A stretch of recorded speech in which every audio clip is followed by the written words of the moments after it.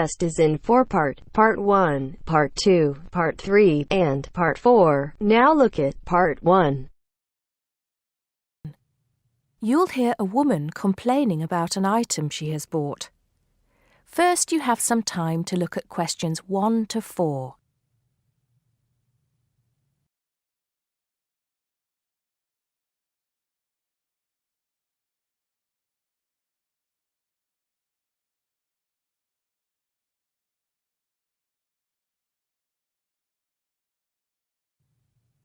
Now we shall begin.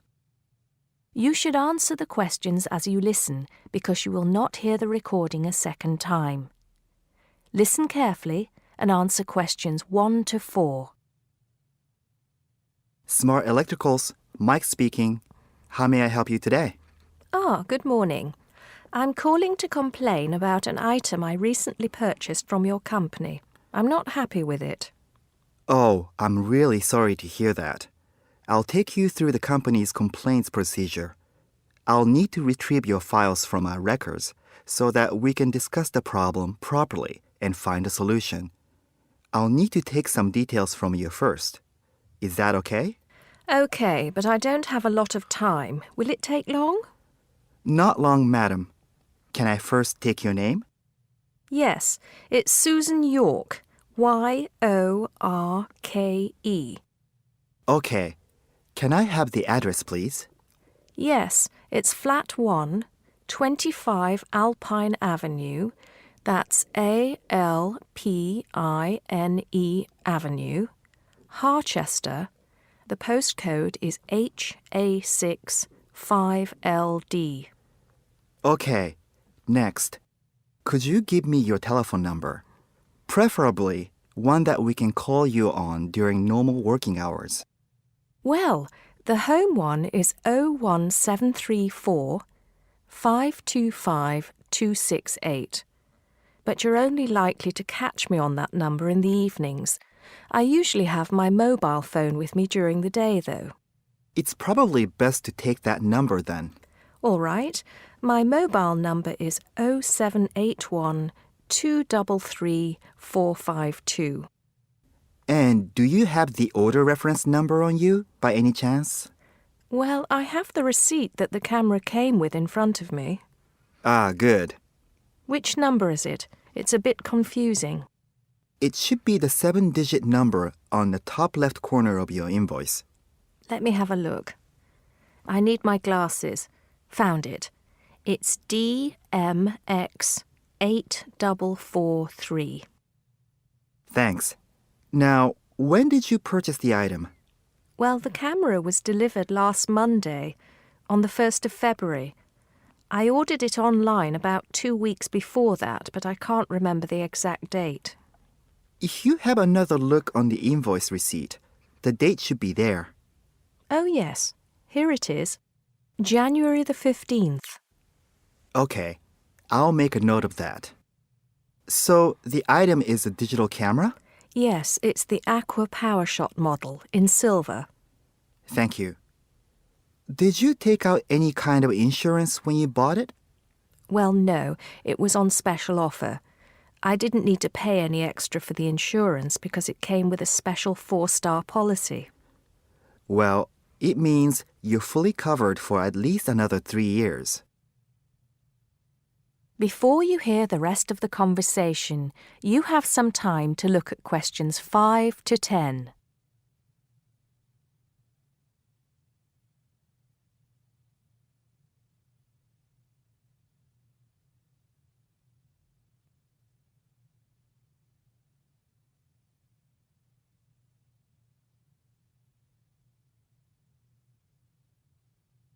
Now listen and answer questions 5 to 10. Right. What is the problem? Yes, the first thing is that it came with 1 memory card in the box when there were supposed to be 2. Oh dear, I'm terribly sorry about that. It must have been an oversight in the packing department. I can do something about that straight away and get one sent out to you. Well, that's not the only thing. I bought it as a present for my niece because she loves swimming.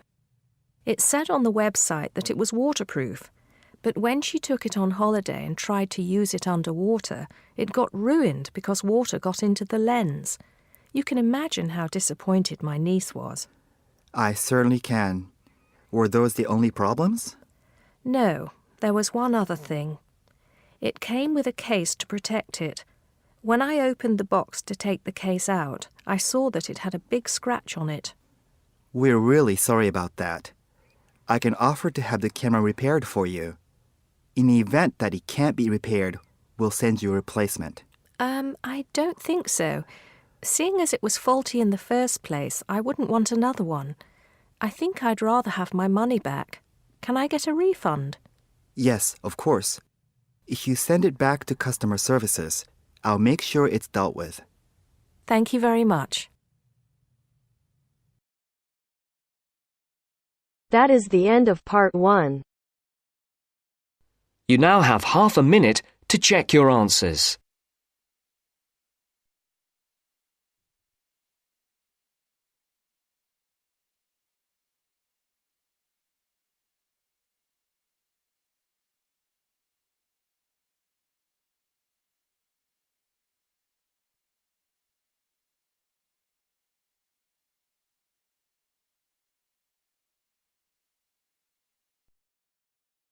Now turns to part 2.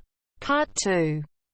You will hear 3 students talking to their tutor about the presentation they are planning. First, you have some time to look at questions 11 to 17.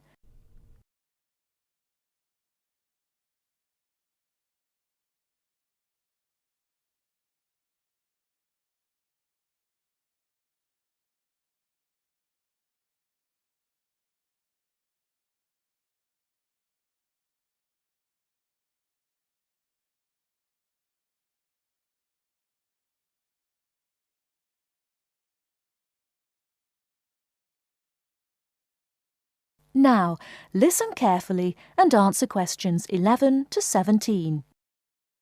Good morning, everyone. So, you're going to tell me about your presentation. First of all, what's your topic? Did you say you were going to talk about the uses of mobile phones? Not exactly. We're actually going to explain the dangers of using mobile phones. Ah, okay. That sounds interesting. What are you going to discuss exactly? Well, we've planned to divide the presentation into 3 sections. We'll have an introduction explaining why we think it's important to understand the dangers of mobiles. Then, on the second slide, we'll have a list of the different types of danger. And then on the last slide, we're going to suggest ways of staying out of danger when you use a mobile. Yes, we want to start by telling the audience that using a mobile phone can be dangerous and then go into more detail in the next part. Okay. But before you talk about the dangers of mobiles, I think you should mention the advantages. You could put that in your introduction. It balances up the argument a bit. Oh, yes. I see what you mean. Right, we'll do that. So, shall we have a look at your presentation? Did you bring it with you? I've got it here on a memory stick. Can we show you on your computer? Yes, that's fine. Let's have a look. Right. As you say, you're going to add the advantages of using mobile phones to the first slide. Good. Who's going to explain the second slide with all the dangers? That's me. Do you think I've got enough detail? Yes. I think there's plenty of information, but I think it's all a bit mixed up at the moment. I mean, you've got dangers like getting headaches in the same list as having car accidents and being robbed in the street. They're all different types of danger, aren't they? I think you should divide them into groups, maybe under separate titles like health, accidents, and security. Oh, right. Yes, thank you. That'll make it much clearer to the audience. Okay. Now, in the third slide, You can put your suggestions for staying away from each of these dangers under separate titles. Before you hear the rest of the talk, you have some time to look at questions 18 to 20.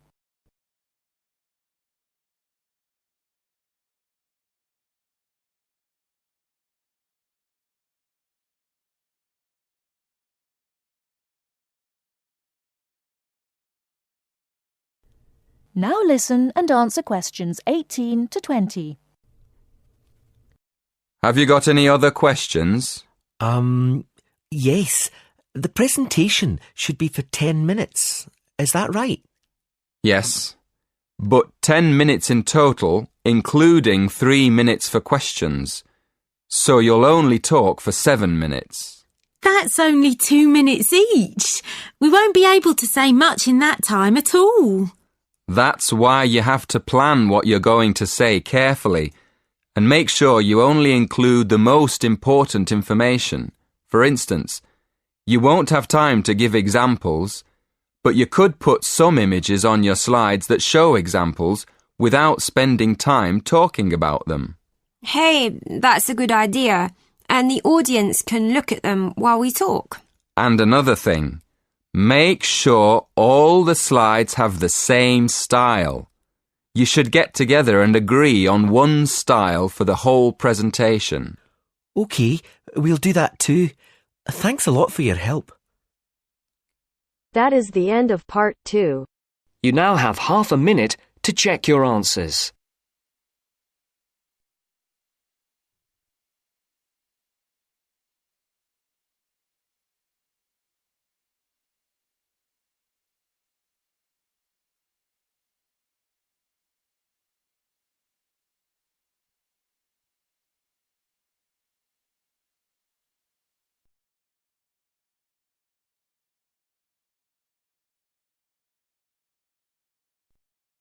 Now turns to part 3. Part 3. You will hear a discussion between two work colleagues and their manager about the restructuring of their company. First, you have some time to look at questions 21 to 25.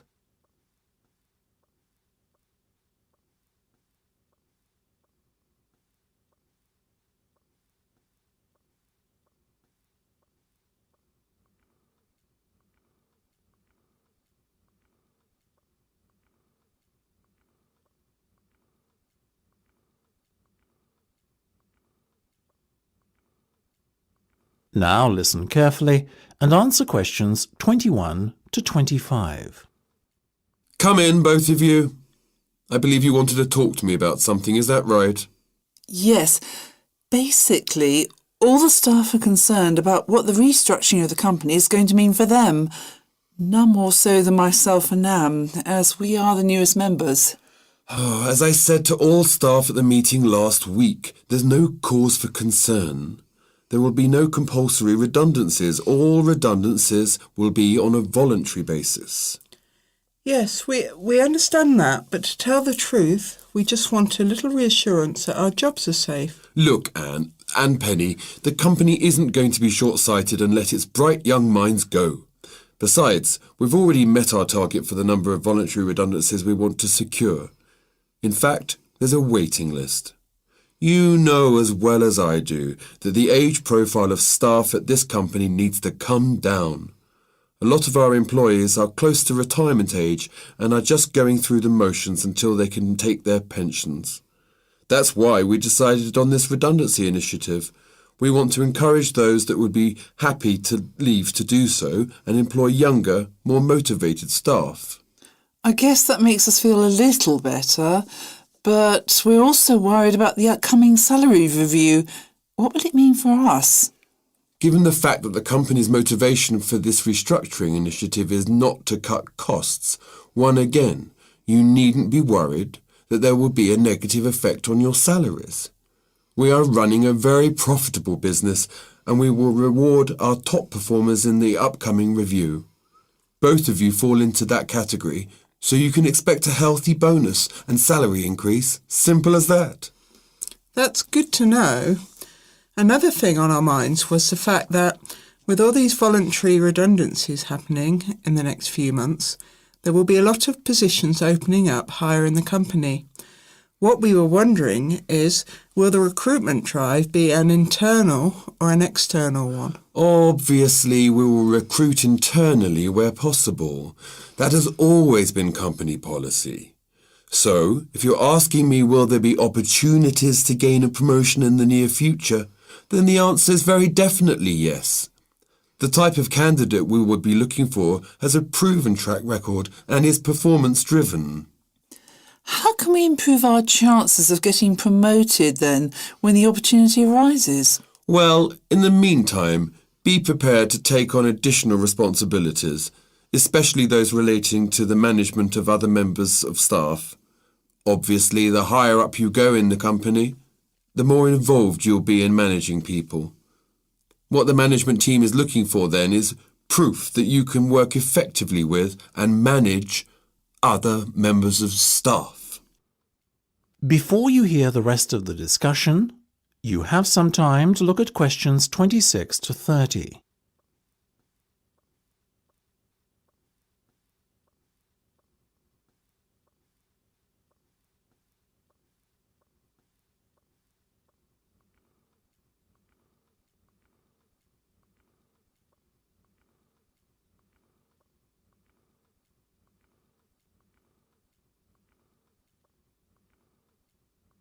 Now listen and answer questions 26 to 30. One more thing. Go on. This project you've given us to manage, is it a test of our abilities? I guess you could say it is a test of sorts, but look at it more as a chance for you to prove yourselves. Actually, now that I have you both here in private, can we talk about that a bit? Of course. OK, Penny. Let's start with you. Has the timescale been agreed yet? Yes. You said we have a total of 8 weeks to bring the product to launch. So we've decided to allocate 3 weeks at the beginning to product research and prototype testing. Very good. Then after that, we are going to spend a further 3 weeks formulating our marketing strategy and doing some research and testing on a sample of the target market itself to get some feedback. And presumably the last 2 weeks will be devoted to the launch? Exactly. Now, let's talk estimated costs. Well, you've given us a total budget of £100,000. Of that, we're allocating 50% to product development and testing, a further 25% to marketing, and £25,000 will be spent on the launch. Penny, give me a breakdown of the launch costs, would you? Sure. £10,000 will be spent on hiring and decorating the venue, £10,000 will be spent on promotional work, and the remaining money will be used to pay for catering and administrative costs. I'm very happy with that, to be honest. As I said, you guys should stop worrying. You're doing a fantastic job, so keep it up.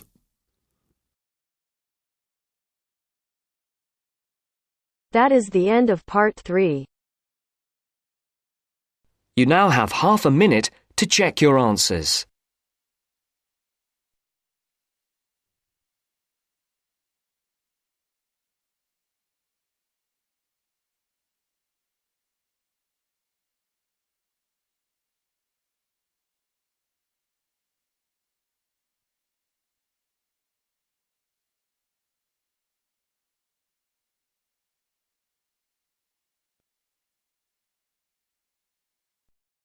Now turns to part 4.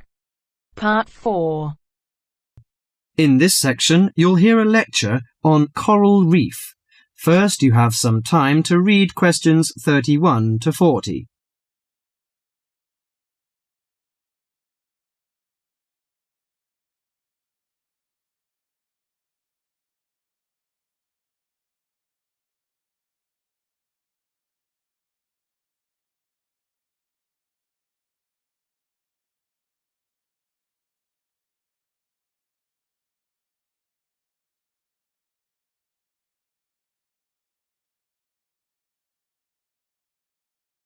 Now listen carefully to the lecture and answer questions 31 to 40.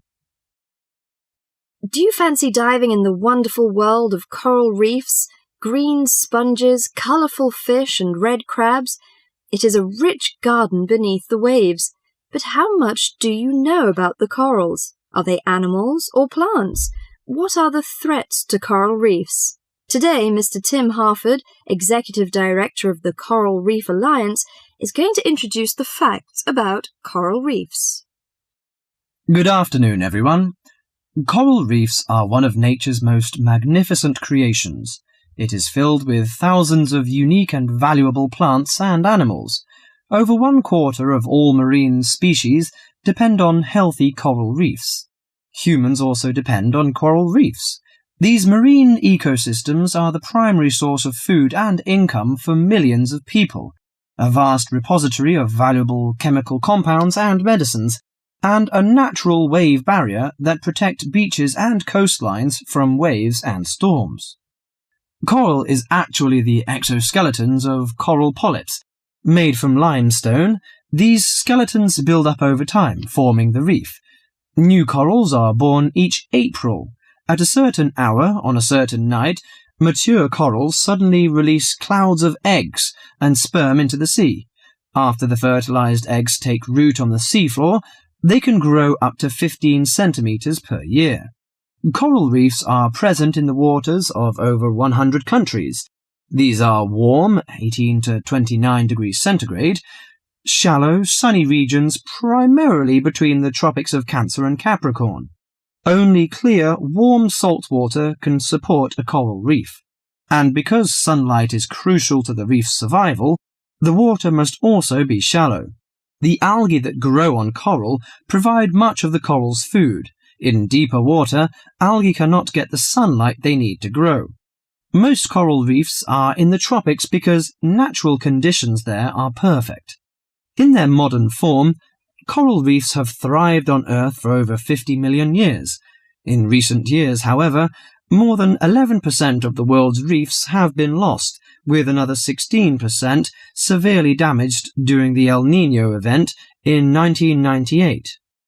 Up to 32% of coral reefs may be destroyed by human activities in the next 30 years if we do not take action now.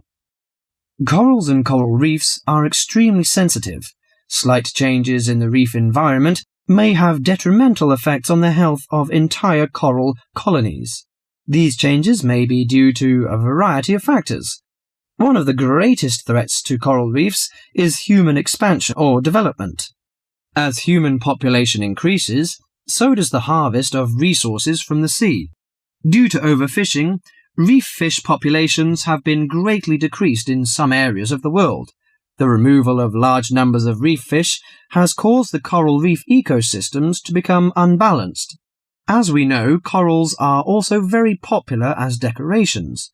A large amount of the most healthy corals are selected by commercial collectors. They sell the corals to souvenir shops, where a large number of tourists wait to purchase them as decorations or souvenirs. Coral reefs also receive much damage from both commercial and private vessels. The leakage of fuels into the water and the occurrence of spills by large tankers are extremely damaging to local corals. Although much of the coral reef's degradation is directly blamed on human impact, there are several natural disturbances which cause significant damage to coral reefs. The most recognized of these events are hurricanes or typhoons, which bring powerful waves to the tropics. These storm waves cause large corals to break apart and scatter fragments about the reefs. Home to a diverse community of creatures, coral reefs are underwater treasure chests of colour and activity. Predators and prey swim and crawl among the coral in nature's never-ending dance of life and death. This lively, fascinating world beneath the waves is just waiting to be explored. That is the end of part 4. You now have half a minute to check your answers.